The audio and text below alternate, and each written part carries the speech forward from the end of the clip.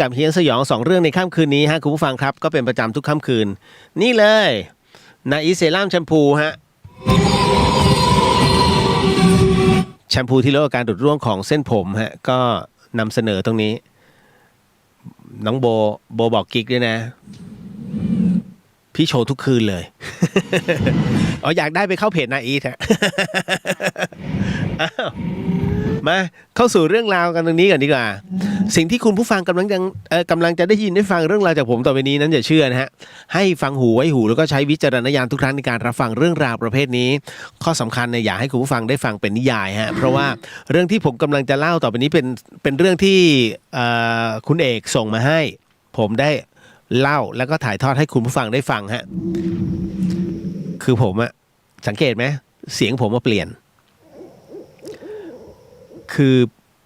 ไปสำลักน้ำอ่ะแล้วมันเข้าไปในหลอดเสียงมันเข้าไปในหลอดลม แล้วพอกระแอมออกมาปุ๊บเสียงเปลี่ยนเลยมันคือคนที่ใช้เสียงเนี่ยจะรับรู้ได้ฮะว่า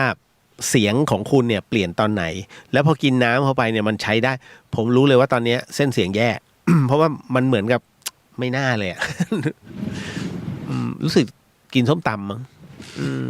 แย่เลยฮะแล้วสังเกตไหมเสียงผมจะเปลี่ยนมันจะไม่นุ่มเหมือนครั้งเหมือนสัปดาห์ที่แล้วอะโดนหมาดๆมาเข้าสู่เรื่องราวเราประจำค่ำคืนนี้ฮะคุณผู้ฟังครับเรื่องราวที่เอกให้ผมเป็นผู้ถ่ายทอดในค่ำคืนนี้นั้นเขาเล่าว่า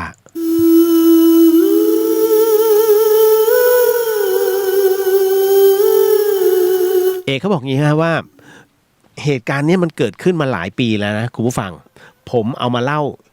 ย้อนหลังก่อนนะครับเอกบอกว่าผมทำงานราชการครับพี่คือแล้วต้องมีธุระเนี่ยต้องเดินทางไปยังกรุงเทพนครสวรรค์บ่อยๆไปกลับเลยแบบนี้อยู่บ่อยๆฮะโดยผมเนี่ยจะขับรถกระบะคนเดียวนะครับมีอยู่ครั้งหนึ่งขณะที่ผมขับรถกลับจากนครสวรรค์เหมือนทุกครั้งไปเนี่ยเอกเขาบอกว่าตอนนั้นมันเป็นเวลา5 ทุ่มแล้วผมรู้สึกง่วงนะฮะง่วงนอนมากๆฮะก็เรียกว่าสับผงกอยู่หลายครั้งแล้วก็กลัวว่าจะเกิดอันตรายผมก็เลยแหมมันขับรถไปด้วยก็เลยมองหาปั๊มน้ำมันเพื่อที่จะจอดงีบสักหน่อยขับไปได้สักพักหนึ่งผมก็ไปเจอปั๊มเล็กๆปั๊มหนึ่งข้างทางครับพี่ผมก็เลยขับเข้าไปจอดนะฮะซึ่งตรงที่จอดรถเนี่ยผมจอดอยู่ตรงหน้าห้องน้ำพอดีครับตอนนั้นดึกแล้วนะไม่มีรถจอดเลยสักคันผมก็ติดเครื่องไว้แล้วก็เอนเบาะนอนเลยนะฮะผมเอกบอกงี้ผมนอนหลับไปเนี่ยไม่น่าจะนานนะพี่ก็ต้องตื่นขึ้นมาเพราะว่ามันมีเสียงฮะมีเสียงเคาะกระจกหน้ารถผมตึงผมจำได้เลยนะฮะจำได้ก็เลยสะดุ้งตื่นทันทีและก็มองไปรอบรถฮะปรากฏว่าไม่มีใครฮะไม่มีคนเลยตอนนั้นก็งงๆนะแต่ก็ไม่ได้คิดอะไรฮะด้วยความง่วงผมก็เลยนอนต่อแต่ก็อีกครับก็มีเสียงเคาะกระจกอย่างแรงมาอีกครั้งหนึ่งตึงผมก็ตื่นเลยคราวนี้หายง่วงเลยนะฮะผมก็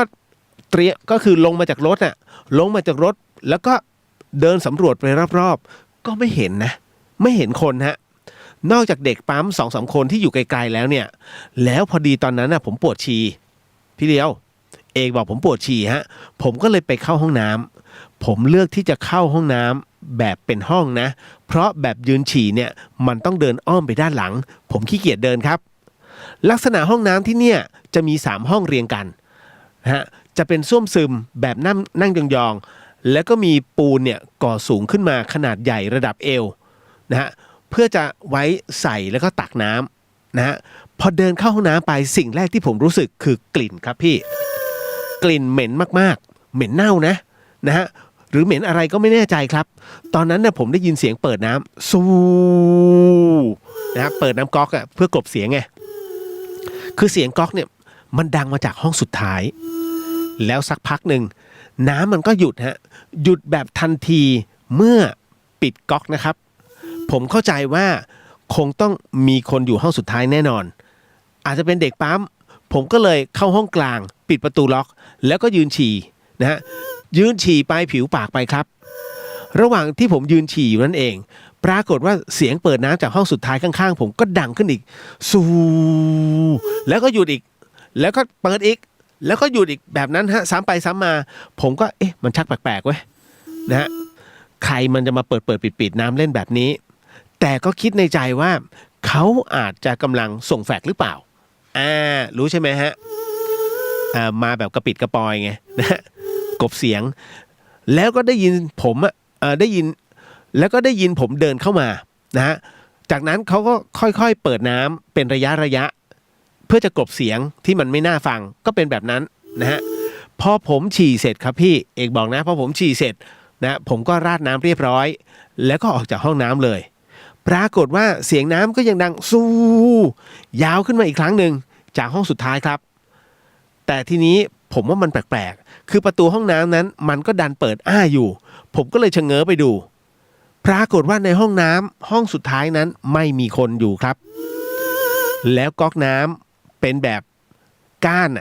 เป็นก้านบิดซ้ายขวาฮะมันก็น่าจะบิดเองได้มั้งนะฮะแต่ผมก็คิดในแง่ดีว่าคนที่มาเข้าห้องเนี้ยเพิ่งจะออกไปอย่างไวแล้วก็เปิดน้ำทิ้งไว้ผมก็ยังใจดีนะไปปิดน้ำให้อีกผมเดินดุมนะฮะเข้าไปเลยแต่ทีนี้กลิ่นเนี่ยมันเหม็นนะฮะเหม็นมากมันปะทะจมูกผมอย่างแรงกลิ่นมันแบบสุดๆจริงๆครับพี่บอกไม่ถูกแต่ตอนนั้นน่ะไม่ได้คิดอะไรเลยนะนอกจากจะปิดน้ำให้เสร็จไปพอผมปิดน้ำปุ๊บทุกอย่างเงียบกริบเลยน้ำที่อยู่ในบ่อปูนก็เริ่มนิ่งครับแต่มันมีสิ่งหนึ่งสีขาวๆที่ดึงสายตาผมให้มองลงไปในน้ำและภาพที่เห็นนั่นก็คือมันมีใบหน้าฮะมีใบหน้าของผู้หญิงที่บวมอืดอยู่นะฮะดวงตาแดงก่ำจ้องมองขึ้นมาด้วยความเครียดแค้นผมตกใจร้องลั่นเลยฮะพี่นะฮะเดินถอยออกมาอย่างไวแล้วก็รีบวิ่งออกไปทันทีฮะแต่สุดท้ายผมก็ยังเหลียวหันไปดูเพื่อให้แน่ใจก่อนและภาพสุดท้ายที่ผมเห็นก็คือแม้เพียงแค่เสี้ยววินาทีนะพี่เลียวนะฮะก่อนที่จะรับสายตาไปคือผู้หญิงคนนั้นฮะที่ร่างบวมอืดกำลังลุกจากบ่อน้ำมาประมาณครึ่งตัว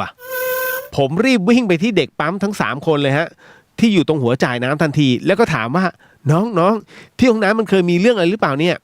เด็กปั๊มมองหน้ากันนะมองหน้ากันฮะเหมือนว่าจะรู้อะไรสักอย่างหนึ่งว่าผมไปเจออะไรมาแล้วก็ดูน่าจะเสียเหมือนจะร้องไห้ก่อนที่เขาจะบอกว่ามีครับพี่เมื่อกลางเดือนที่แล้วเนี่ยมีนักร้องผับถูกฆ่าตายแล้วก็เอาศพมาทิ้งในห้องน้ำเท่านั้นเลยครับผมนี้